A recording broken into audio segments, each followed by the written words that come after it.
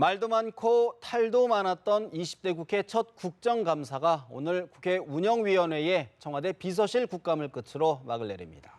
그런 가운데 손학규 전 민주당 고문의 정계 복귀와 탈당을 계기로 대선을 앞둔 정치권의 이합 집산이 가시화할지 주목되고 있습니다.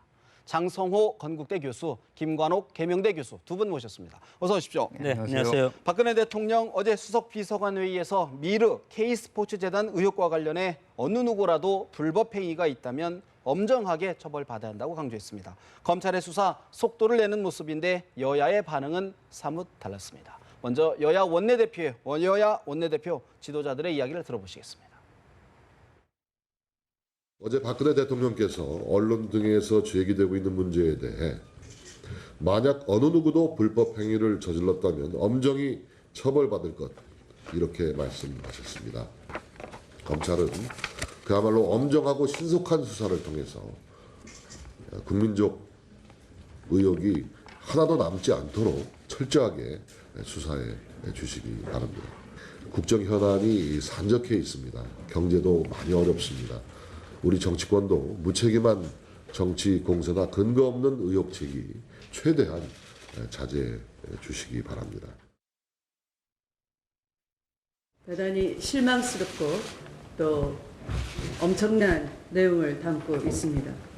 대통령의 커밍아웃입니다. 최순실 게이트의 시발은 대통령에서 시작되었다라는 것입니다. 최순실 게이트의 본질은 비선 실세의 권력 농단입니다. 경제계를 농단하고 사학을 농단하고 스포츠 문화계까지 농단을 했던 것입니다. 그럼에도 대통령은 도가 지나친 인신 공격성 발언이다. 용기와 희망을 주는 재단으로 거듭나길 바란다. 라는 민심과 전혀 동떨어진 말씀까지 하셨습니다. 이제 대통령이 결단해 주십시오. 새누리당 정진석 원내대표, 검찰이 신속하게 수사해 국민적 의혹이 하나도 남지 않게 해야 된다. 정치권도 무책임한 정치 공세 자제해야 한다고 얘기했습니다. 더불어민주당 추미애 대표, 대통령의 발언 민심과 동떨어져 있다. 해명이 아닌 결단이 필요하다고 주장했습니다. 장 교수님, 네. 여당은 수사를 통한 진실 규명 쪽에, 야당은 대통령의 현실 인실 쪽에 초점을 맞춘 것 같습니다. 어떻게 인식하고 계십니까?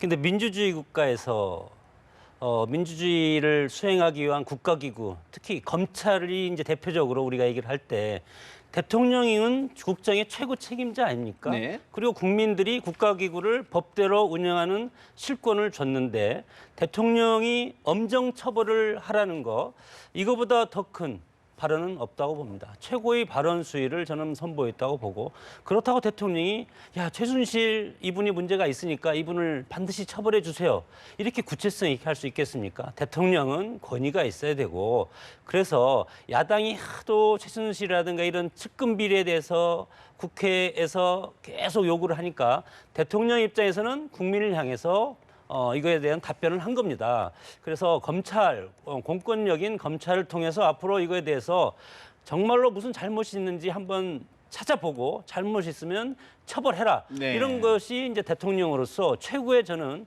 어떤 검찰에 대해서 네. 지시는 아니지만 요구를 했다고 봅니다. 국정의 최고 책임자로서 최고 수위의 발언이 있었다라고 높게 네, 그럴 수밖에 평가하셨습니다. 없습니다. 어떻게 보십니까, 우리 김 교수님께서는?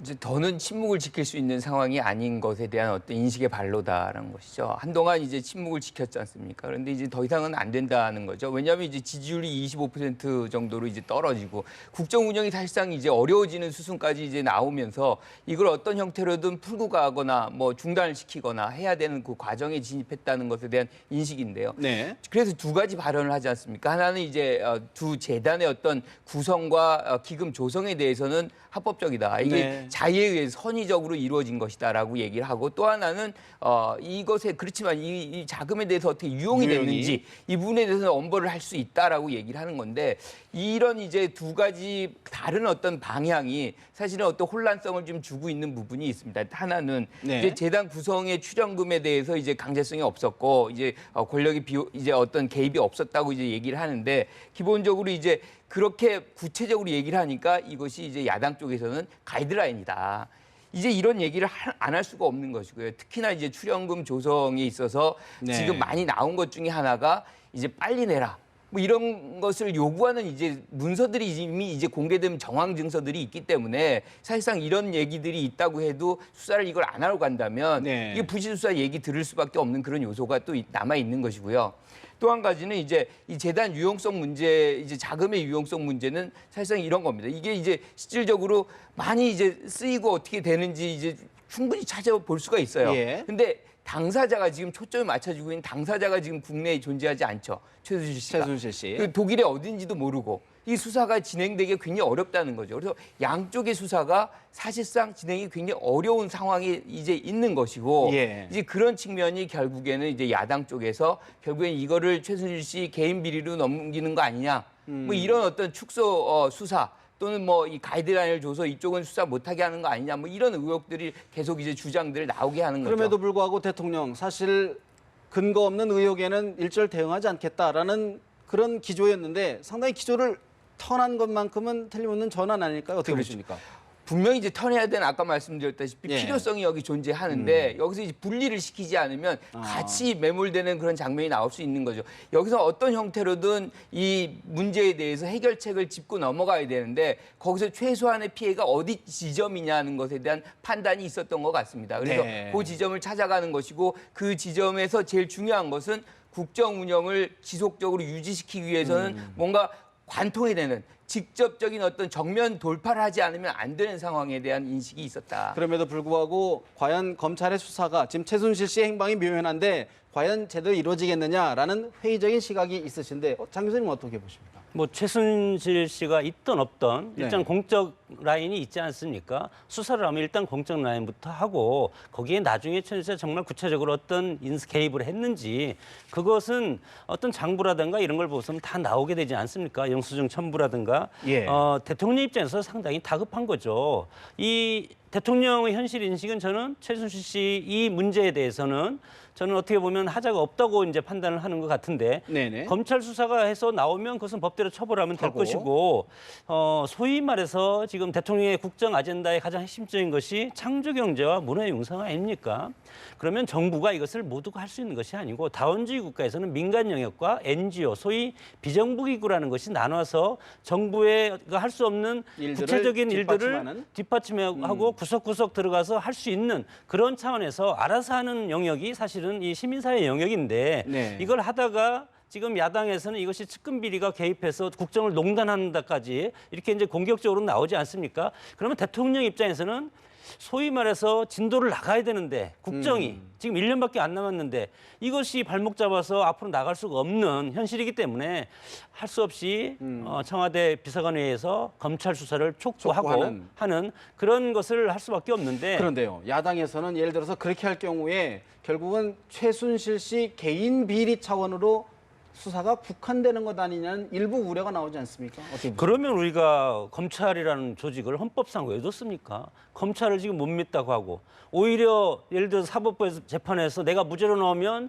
사법정의가 살아있다고 하고 나한테 유죄를 때리면 사법정의가 죽었다고 하고 탄압이라고 하고 이런 것은 민주주의가 아닙니다. 우리가 법에 대해서 우리가 제3부 사법부를 만들어 놨으면 거기를 우리가 믿고 그리고 그 결과에 대해서 따르고 아니면 또 뭐 특검이라든가 이런 것이 있지 않습니까? 특검을 통해서 밝혀진 거 하나도 없지만 네.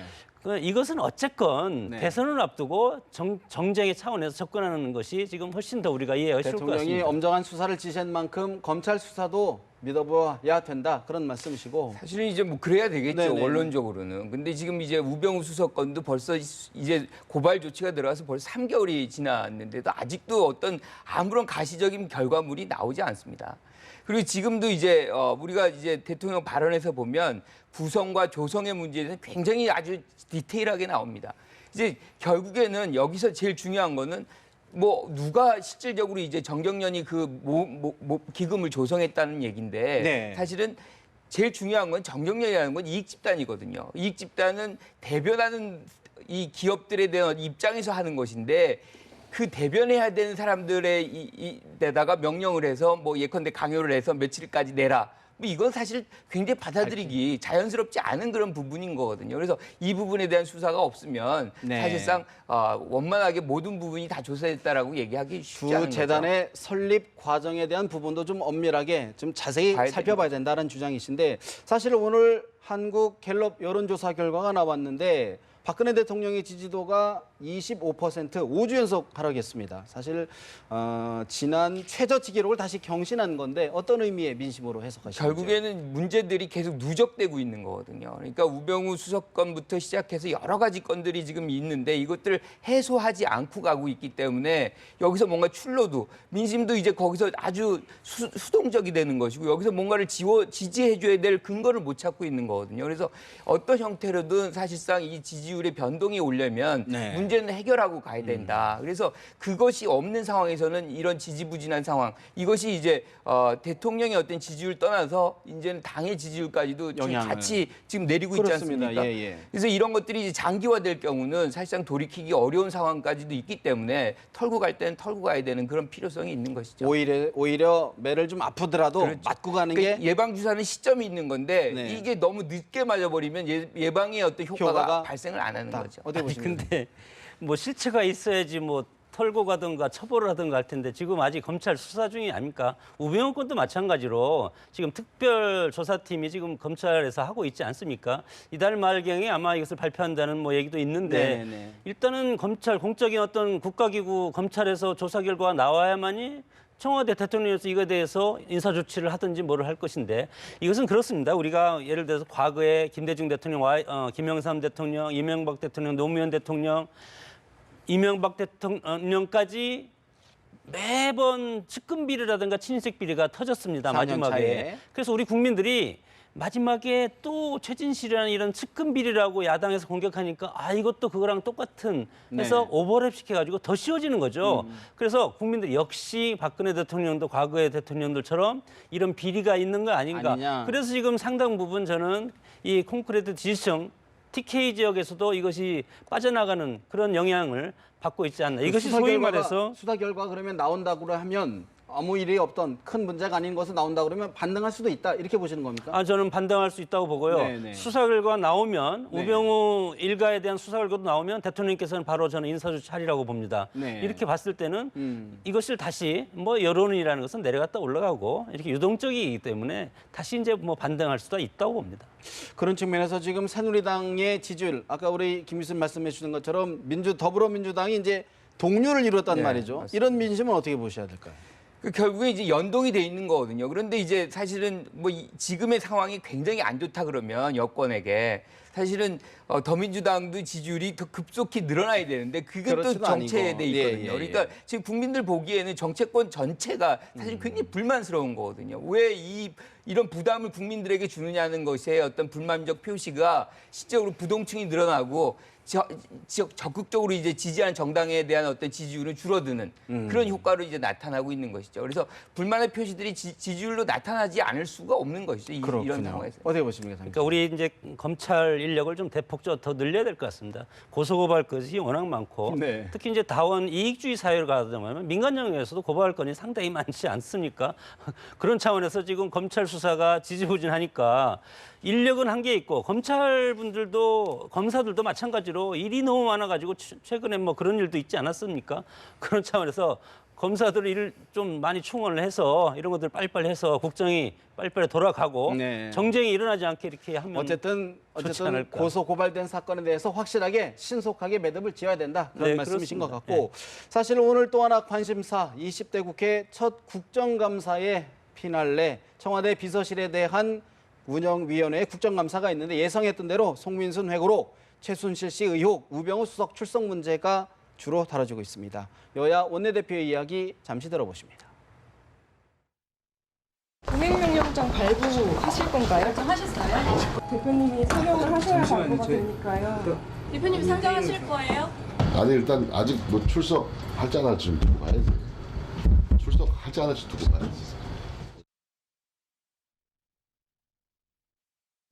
민정수석이 참석하지 않는다면 동행명령장을 발부하게 되고 동행명령장을 발부해도 참석하지 않을 경우에는 5년 이하의 징역형만 처하게 되어 있는 그 법 위반입니다. 사법기관을 지휘 감독하는 민정수석이 이렇게 징역형에 처할 수밖에 없는 현행법을 위반할 것인지 지켜보겠습니다. 정진석 새누리당 원내대표, 우상호 더불어민주당 원내대표 운영위원회가 열리기 전 인터뷰 저희들이 보내드렸는데 우병우 민정수석 불출석 사유서에 예고했던 대로 오늘 운영위원회 국정감사에 출석하지 않았습니다. 장 교수님, 여야 공방이 벌어졌는데 일단 이로 인한 국정감사 우려했던 파행은 빚고 있지 않은데 우병우 민정수석의 출석 문제 어떻게 인식하십니까? 글쎄 제가 여기서 어떻게 얘기해야 될지 앞으로 4시 반까지 네. 최종 출석하라 네. 이렇게 지금 얘기를 했는데 우병우 수석은 애초에 불출석 이유를 또 번복했으면 2번 죽는 거 아니겠습니까? 우병우 수석 입장에서는 네. 그러나 국회 명령은 따라야 될 의무는 사실은 있지만 그러나 역대 관행이 우병우 수석 같은 경우는 안 나오는 경우가 더 많았기 네, 때문에 관행에 따라서 비서실장을 대신 직무를 해야 된다. 그런 차원에서 나오지 않을 가능성이 상당히 많고 예. 그럼 여기에서 정진석 위원장이 이거에 대해서 동행명령장을 야당과 함께해서 상정을 할 것이냐.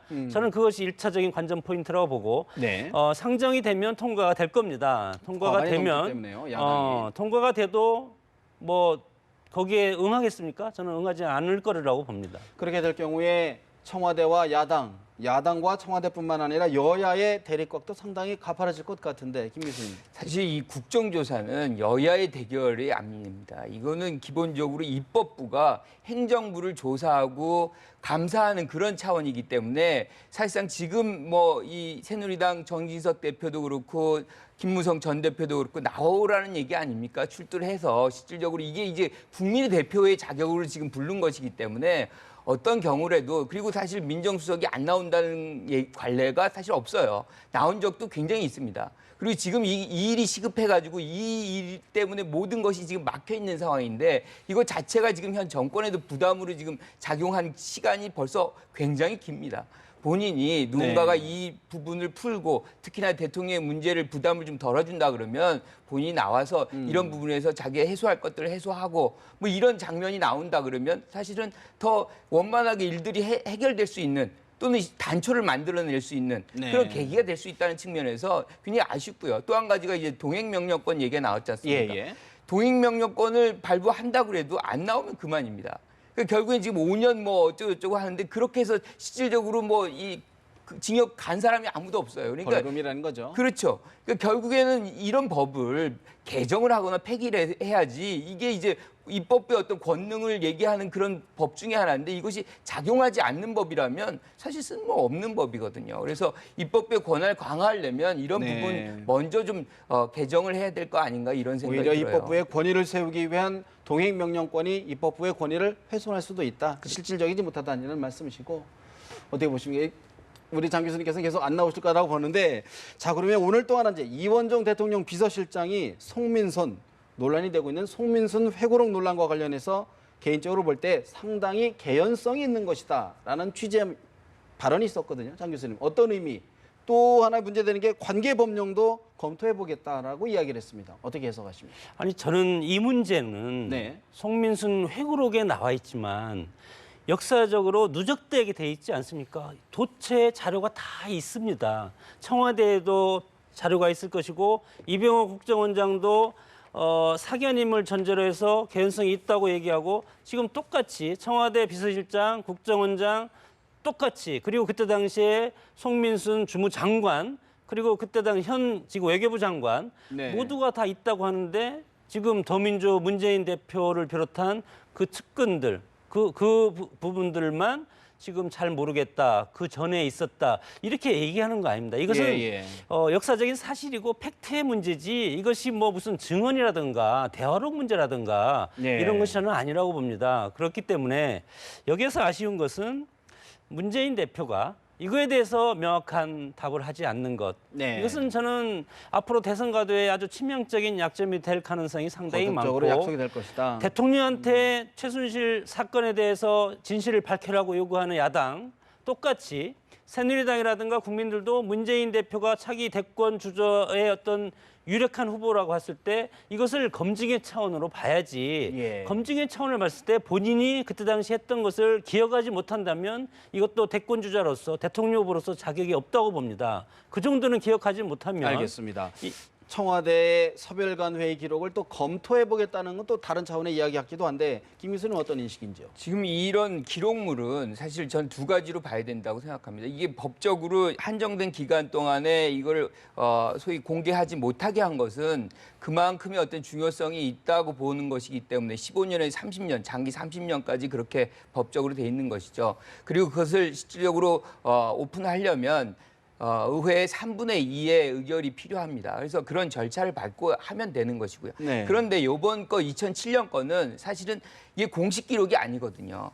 그러니까 이거 언제든지 들여다볼 수 있는 부분입니다. 그래서 그리고 지금 말씀하신 대로 뭐 청와대도 마찬가지고요, 국정원도 마찬가지고요. 뭐 지금 송민순 전 외교부 장관도 네. 마찬가지고 지금 문재인 전 대표도 갖고 있는 걸 다 오픈하면 됩니다. 이게 사실은 국민의 알 권리에 맞는 거거든요. 왜 다들 그렇게 변죽만 올리고 뭘 갖고 있다 안 갖고 있다 네. 이렇게 하고 실적으로 뭐 그런 것 같다 느낌만 얘기하면 그렇죠. 이게 국민들은 혼란에 빠집니다. 어느 것이 진실인지. 이게 우리가 NNL 때도 12년도에 보지 않았습니까? 계속해서 이런 것들이 반복이 되고 국민들이 굉장히 혼란스러운 부분들이 계속 있었기 때문에 사실 오히려 모두 다 공개하는 것이 낫다. 바람직하다. 송민순 회고록 논란 참 일주일째 이어지고 있는데 문재인 전 대표 전혀 아랑곳하지 않고 논란에 침묵하고 있습니다. 오히려 새누리당을 향해 찌질한 당이다라고 비판해 여당의 반발을 사고 있는데 문재인 전 대표의 이야기 잠시 들어보실까요? 새누리당만 색깔론, 종북 노름에 빠져서 도끼자루 섞는 줄을 모릅니다. 저 문재인에게 타격을 줄 수 있을까 하는 그 궁리 때문에 그런 거 아니겠습니까? 정말로 찌질한 정당이라고 생각합니다. 우리 청와대, 또 정부까지도 가세하는 것 같은데 정말 국민들로부터 심판받을 것이다 라는 경고를 하고 싶습니다. 문재인 전 대표가 어제 송민순 회고록 파문과 관련해서 찌질이라는 이런 비속어를 동원해서 저희 당을 비판했습니다. 문 대표는 보다 더 품격 있는 자세로 진실을 밝혀주시기를 바랍니다. 민주당에서 어제 이정현 대표, 박명재 사무총장, 김문수 전 경기지사 등을 검찰에 고발했습니다. 참으로 어처구니가 없는 일입니다. 회고록 내용이 거짓이라면 송민순 전 장관을 고발해서 법적으로 사실관계를 다투면 되는 일입니다.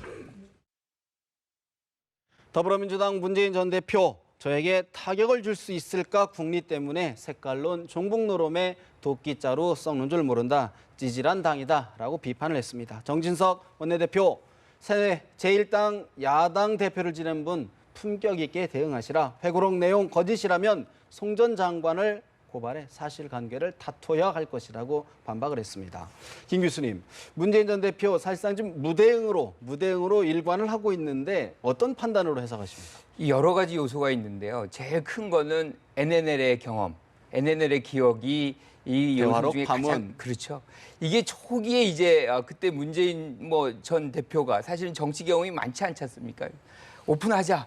뭐 이러면서 질질질 끌려가는 그런 결과가 나왔고 그것이 2012년 대선에 상당한 영향을 미쳤다고 간주하는 것이죠. 그래서 이 부분에서 굉장히 전략적으로 접근해야 될 필요성에 대한 부분이 하나 있고요. 또 한 가지는 사실은 안보 프레임이 구성이 되거든요. 이걸 계속해서 이제 만들어지고 얘기가 오고 가고 이렇게 될 경우에는 결국에 안보 프레임이 대선 전국의 아주 중요한 프레임으로 구성이 되고 이게 내년에 선거 과정에서 아주 크게 작용할 가능성이 있어서 사전에 이런 것들을 일축하고 단절을 할 필요성이 어떤 전략적으로 좀 존재했다는 것이고요. 또 한 가지 제가 보는 거는 지금 새누리당에서 여러분들이 이제 얘기를 했죠. 뭐 예컨대 이정현 대표가 내통했다. 김문수 전 의원이 반역자다. 이것에 대한 분노의 표현이다라고 생각을 합니다. 이게 이제 본인이 듣기에는 과한 표현들이다. 그래서 지지란 정당이나 그렇죠. 괜히 그런 거기에 맥락에서 대한 나온 어떤 것이다. 감정적 대응이다. 그래서 네. 이 과도한 대응이 일정적 감정적인 부분이 표현되고 있지만 이런 것들을 방치했을 경우에는 이 계속해서 본인이 이런 얘기에서 휩싸이고 당할 수밖에 없는 요소가 있기 때문에 사전에 좀 차단할 차단하기 위한 필요성도 것이다. 이렇게 강경한 대응의 일부분이다라고 문재인 전 대표 NLL 대화록 파문에 트라우마가 있다. 안보 프레임을 형성하지 않기 위한 강한 반발이다. 어떻게 하죠? 우리 정치가 찌질한 정치인데 사실 정치 삼류라고 하지 않습니까? 여야가 합의보다는 정쟁으로 일관하는 것이 상당히 크기 때문에 우리 정치가 삼류 정치라고 하는 그 비판을 많이 받는데 문재인 대표의 이 회고록 문제와 관련한 이 문제, 북한에 대해서 상의를 했냐 안 했냐 이거에 대해서 답을 못하는 것은 문재인 대표가 대선에 나올 경우 위기 관리 능력의 어떤 시험판이 될 가능성이 상당히 많다 그렇게 봅니다. 그러나 문재인 대표 입장에서는 이거에 대해서 처음에는 찬성했다. 그러면 아니면 반대했다. 그다음에 두 번째는 찬성했을 거다. 그리고 세 번째는 모르겠다 그랬지 기억이 안 않습니까? 난다. 기억이 안 난다. 이러지도 저러지도 진퇴양난. 어느 한쪽에 설 수는 있겠습니다. 나는 그렇게 했다 할 수는 있겠지만 그럴 경우 그 리스크가 지금 애매모호한 NCND라고 하지 않습니까? 예. 애매모호한 이거보다 훨씬 더 리스크가 크기 때문에 내가 거기에 그 북한에 대해서 상의했다. 이쪽에 섰다. 그러면 보수 중도층의 표심이 대거 이탈해가지고 정말 치명적인 타격이 될 가능성이 있고 그 반대적인 경우도 또 마찬가지 아닙니까? 예.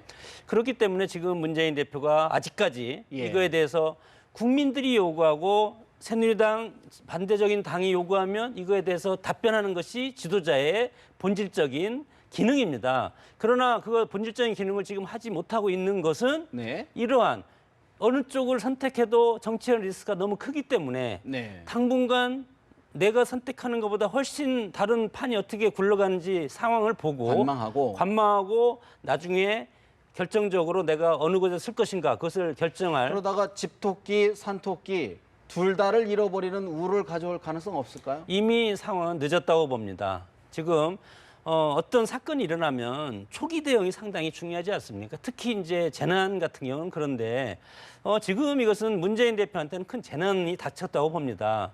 물론 본인들이라든가 그 측근들은 이거에 대해서 뭐 대수롭지 않게 역시 색깔론이다. 네. 색깔론은 국민한테 심판을 받을 것이다 이렇게 하지만 이 팩트는 엄연히 살아있는 팩트고 국정원이라든가 청와대라든가 지금 다 있었다고 봅니다. 예. 그랬을 때 이분들도 이것을 어느 시점에서 이것을 국민들한테 오픈할 것인가 그것을 타이밍을 서로 보고 있기 때문에 문재인 대표는 결단을 해야 된다고 오히려 대응이 좀 너무 늦은 것 아니냐라는 지적이신데 초기에 SNS를 통해서 이걸 대응한 건 저도 그건 부적절하다고 봅니다. 이런 문제는 사실 굉장히 중요할 수도 있기 때문에 참모들과 잘 이제 협의해서 전략적으로 이렇게 얘기를 하고 사실관계 잘 따져보고 과거 기억 돌이켜가지고 이렇게 했었어야 되는데 약간 그런 부분에 이제 부분이 있었는데 우리가 이제 원래 그 부분으로 좀 초점을 들어가 보면 사실은 이게 기권이냐 찬성이냐를 북한에게 물어봤느냐 안 물어봤느냐 이게 이제 요체 아닙니까? 그런데 우리가 잘 알다시피 이 노무현 전 대통령이라는 분이 한국에서 유일하게 두 분이 자주국방을 얘기합니다. 그중에 한 분이 박정희 전 대통령이고 그중에 한 분이 노 전 대통령이에요.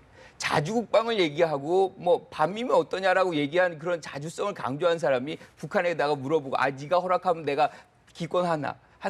뭐 이런 개연성을 상상하기가 사실 쉽지 않은 거 아닙니까? 그런데 이제 그런 과정 속에서 어떻게 역할이 있었느냐 뭐 이런 것들도 중요하겠죠. 하지만 본질은 그런 것들을 물어볼 수 있는 그런 개연성이라는 건 사실상 없다라고 보는 거죠. 상식적으로 맞지 않는 것 아니냐. 물론 뭐 두 전직 대통령 같은 자주를 얘기했지만 배경은 좀 다른 것 아닌가 하는 것도 좀 짚어봐야 될 것 같고요. 손학규 전 민주당 고문 이야기 한번 좀 해볼까요? 어제 정계 복귀와 동시에 민주당을 동시에 탈당을 했습니다. 핵심 측근인 이찬열 의원 오늘 더불어민주당을 탈당을 했는데 동반 탈당이 이어지는 것 아니냐는 민주당 내의 위기 의식도 높아지는 것 같습니다. 김병욱 의원의 이야기 잠시 들어보십니다. 저희도 사실은 어제 뭐 소위 주변의 의원들하고 3시에 기자회견 하셨고요. 3시에 티타임을 했는데 뭐 언론들은 안 믿을지도 모르겠는데 정말 처음 들었어요. 그래요? 그 대표님께서 이렇게 당적까지 그러니까 탈당이라는 표현을 안 쓰셨고요. 네. 당적을 내려놓는다. 이런 표현을 쓰셨는데 그때 11분 이상의 국회의원들이 있었습니다. 네. 근데 다들 좀 쇼킹했죠. 손학규 전 민주당 고문의 측근으로 불리는 김병욱 의원, 다들 놀랐다. 탈당을 결심하는데 약간 쇼킹했다라는 이야기까지 했는데, 김 교수님, 측근 의원들의 만류에도 불구하고 탈당을 결행한 이유, 어떤 이유로 보십니까? 그만큼 공감대가 없었다는 거거든요. 지금 이제 제일 중요한 거는 우리 손 전 대표 입장에서 보면 민주당 구도를 들여다보지 않을 수가 없는데 여기서 어떤 기회가 사실상 없을 것 같다는 절망감이 하나 있었고요. 또 한 가지가 이제 우리 손 전 대표의 연세가 좀 꽤 됩니다. 그래서 이것들이 이제 마지막에 어떤 그런 것들 위기감도 또 있었는데, 문제는 지금의 어떤 이 장면들이 사실 여야가 아주 치열하게 경쟁하는 양강 구도로 이렇게 계속 가는 것이고, 예. 이것이 계속 연말까지 갈 때에는 본인이 어떻게 비집고 들어갈 수 있는 그런 어떤 이 공간이 마련이 안 될 수 있다는 어떤 그런 부분들이 네. 사실상 안 전 대표와의 어떤 협력을 통해서 새로운 어떤 공간을 만들어내는 것이 연말 전까지 어떤 형태로든 돼야만 사실상 내년 시작부터 삼자 구도의 어떤 세력의 어떤 구도로서 네. 대선 전국을 좀 이끌어갈 수 있는 그런 부분이 아닌가라는 그런 필요성이 여기 있었던 거예요. 정치적 공간을 열어가기 위한 몸부림 중에 하나 아니냐라고 보시는 건데, 장 교수님, 네. 민주당 입장으로서는 당장 탈당 도미노 일어나는 것 아니냐, 추미애 대표가 추진하고 있는 통합 행보에 차질을 빚는 것 아니냐 하는 우려의 몫으로 있는 것 같습니다. 어떻게 전망하시나요? 저는 제로섬이라고 봅니다. 제로섬이다. 2001년 동반 탈당을 했지만 5명 안팎으로 탈당할 가능성이 있습니다. 그러나 어차피 탈당을 해도 대선 직전에 다시 합치기 때문에 다시 그때 당시에 이제 다시 복당을 조건으로 해서 저는 단일 후보가 될 가능성이 상당히 많은 지금 작금의 상황인데, 이렇게 봤을 때 손학규 전 대표가 이 타이밍을 잡은 것은 송민순 회고록에 문재인 대표가 흔들리고 있을 때 이 타이밍에 탈당까지 결행함으로써 정치적 효과를 극대화시킨 그런 타이밍을 정치했다. 물론 2014년 7월 31일 정계 은퇴를 하고, 그러나 다른 말 없습니다. 정계 은퇴를 하면서 왜 복귀를 하는가, 국민들한테 양해해달라, 그런 말씀이 없었던 것은 참 아쉽고, 네. 그리고 이 정계 은퇴를 하신 분이 다시 복귀한다는 건 저는 뭐 그렇게 긍정적으로 보지는 않지만, 한국의 정치가 어차피 사람 중심으로 이루어지는, 그리고 지역 패권 구도를 가는 정치 구도를 하고 있기 때문에 지금 손학규 대표가 지금 지향하는 것은 반문의 선봉장을 자기가 서겠다, 그런 뜻입니다. 그런 다음에 야권 통합의 선봉장으로 나서겠다. 내가 잘하면 대통령 후보 되고 아니면 시너지 효과를 가고 뭐 이런 여러 가지 다복적 포석이 있지 않겠습니까?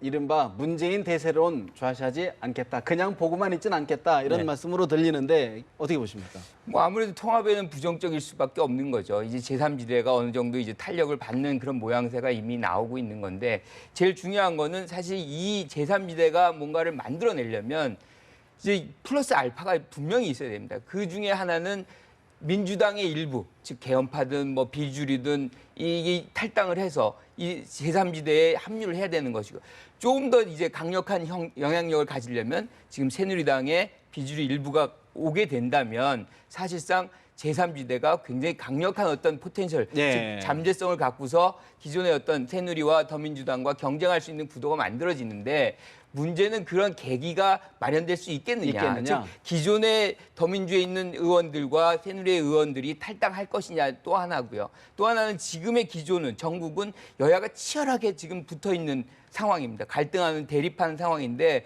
이런 상황에서는 사실은 원심력보다는 구심력이 훨씬 더 강하게 작동하는 상황이기 때문에 여기서 그 원심력을 끌어낼 수 있느냐, 그 끌어내려면 뭔가 아주 큰 게 나와줘야 되는데, 그 부분의 어떤 필요 조건이 충족되기 쉽지 않다라고 보는 거죠. 결국에는 송민순 회고록이 그 정도의 파괴력은 없다. 그런 분석이신데, 국민의당과 안철수 전 대표는 반색의 기미가 보이는 것 같은데, 박지원 비대위원장 노골적으로 계속해서 러브콜을 보내고 있습니다.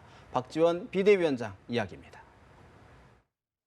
우리 당은 어제 손 대표의 정계 복귀를 환영했습니다. 당적을 버린 손 대표께서 다시 한번 우리 국민의당과 함께 하자고 거듭 제안을 했습니다. 저도 만났고 안철수 전 대표도 만났고 우리는 누구보다도 경륜과 모든 것을 갖춘 손학규 전 대표의 국민의당과의 활동에 기대를 걸고 있습니다. 박지원 비대위원장 경륜과 모든 것을 갖춘 손 전 대표와 국민의당의 활동 기대한다라고 이야기를 했습니다. 장 교수님, 네. 손 전 고문도 자신이 펴낸 강진일기에서 안 전 대표와 함께할 수 있다. 10년 정권, 공동정권 만들 수 있다라고 언급을 했습니다. 어떻게 읽으셨습니까? 뭐 그 길밖에 저는 없다고 봅니다. 물론 제3의 지대에 나와서 경선하겠다고 하지만 저는 결국은 국민의당과 합류할 가능성이 상당히 크다. 뭐 국민 후보로 나와서 되겠습니까? 정당 정치가 본령이고 정당 정치와 조직이 엮여지지 지역이 엮여지지 않으면 아무 의미가 없는 것이 우리 정치입니다. 그렇게 봤을 때 지금 더민주를 탈당했는데 다시 더민주로 갈 수도 없고 그리고 새누리당을 과거에 탈당했는데 새누리당 갈 수는 없을 것이고 이렇게 봤을 때 손 전 대표께서 갈 수 있는 당은 국민의당밖에 없기 때문에 당분간 물론 장외에서 정치 개혁이라든가 헌법 개정이라든가 이런 거에 대해서 논리적으로 얘기를 하지만 결국은 어떤 명분을 차려서 나중에 국민의당 합류해서 일단은 국민의당 후보를 만든 다음에 이렇게 3자 대결로 갈 수도 있고 아니면 뭐 잘못하는 게 아니고 또 다른 경우가 되면 양자 구도로 이렇게 대선에서 1대1 구도로 만들 가능성도 있다고 일단 봅니다. 국민의당의 파이를 좀 키워서 몸집을 좀 키운 다음에 좀 운신의 폭을 높일 것이다.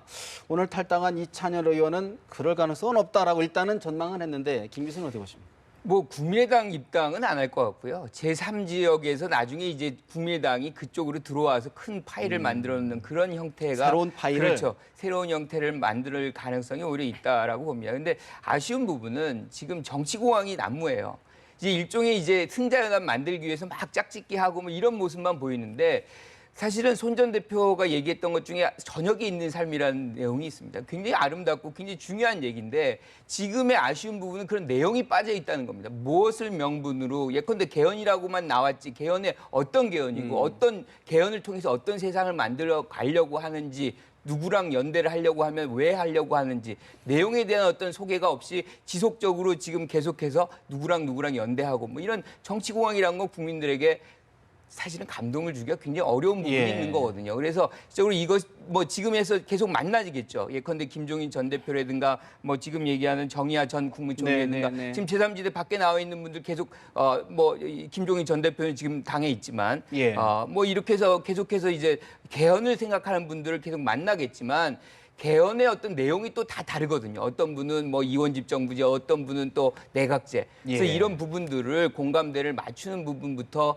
내실 있게 다져가지 않으면 그 안에서 삐그덕 소리가 나고 마찰음이 발생할 때는 제3지대는 쉽게 무너질 수 있습니다. 근데 어제 손 전 고문 예를 들어서 6공화국 체제로는 누가 대통령이 돼도 이끌 수 없다. 이제는 7공화국 시대를 열어야 된다. 상당히 좀 진일보한 측면 그렇죠. 이제 뭐 개헌이기 때문에 7공화국으로 가는 거죠. 가는 건데 지금 말씀드린 대로 7공화국에 그러면 내용이 뭐냐, 실체가 뭐냐, 어떤 부분으로 가려고. 김종인 전 대표와 조만간 만난다고 하는데 김종인 전 대표 계속 지금 개헌 얘기하고 있지 않습니까? 그렇죠. 어떤 공통점이 없다고 보십니까? 뭐 결국엔 공통점이 있죠. 개헌이라는 거. 근데 개헌의 내용이 무엇이냐. 사실은 김종인 전 대표는 내각 책임제에다가 거기다 경제민주화 넣고 싶거든요. 그러니까 그 부분들이 지금 논의되는 분들이 다 합의되고 있는 것이냐라고 한다면 사실은 거기서 갈등도 굉장히 많이 발생될 수 있습니다. 그래서 시간도 많이 걸리고 내용에 누군가가 또 주도적으로 뭔가를 해내야만 실체를 이끌어낼 수 있는데 그럼 누가 누구에게 그 주도권을 줄 수 있느냐. 그런 부분부터 여러 가지 사실은 어려운 문제들이 거기에는 있다. 안철수 전 대표도 답은 당연하죠. 알겠습니다. 어떻게 보십니까? 우리 헌법이 87년 체제인데 벌써 30년이 넘지 않았습니까? 저도 개인적으로는 헌법 개정을 해야 된다고 봅니다. 헌법 개정을 할 수가 없으면 권력 구조만이라도 변경했으면 좋겠는데 그러나 현실적으로 불가능하다고 봅니다. 물론 과거에 이런 것들이 한두 번 있었던 것이 아니고 DJP 김대중 대통령 그리고 김종필 총리가 서로 DJP 공동 정권을 만들었지 않습니까? 네. 그때 당시에도 내각제 개헌을 하기로 약속하고 권력 공유 연합으로 정권을 잡았고, 그리고 그 전에 YS도 마찬가지 아닙니까? 3당 합당이라는 것을 만들어서 노태우, 그리고 김종필, 그리고 김영삼 세 분이 내각제를 고리로 해서 3당 합당을 해서 정권을 잡은 역사가 있습니다. 예. 과거에 이런 것들을 이번에 또 하려고 하는 겁니다. 이렇게 봤을 때 국민들이 이걸 모르겠습니까? 예. 물론 이것이 어떤 헌법적인 구조로 보면 권력 공유 연합이라는 것을 해서 예.